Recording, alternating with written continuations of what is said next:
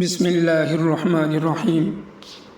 نبی اکرم صلی اللہ علیہ وسلم کا ارشاد ہے، قیامت کے دن آدمی کے دونوں قدم اس وقت تک حساب کی جگہ سے نہیں ہٹ سکتے جب تک کہ اس سے ان چیزوں کے بارے میں نہ پوچھ لیا جائے۔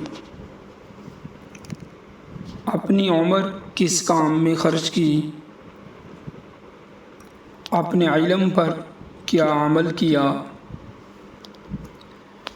مال کہاں سے کمایا اور کہاں خرچ کیا، اپنی جسمانی قوت کو کس کام میں لگایا۔ اس حدیث کو ترمذی نے روایت کیا ہے۔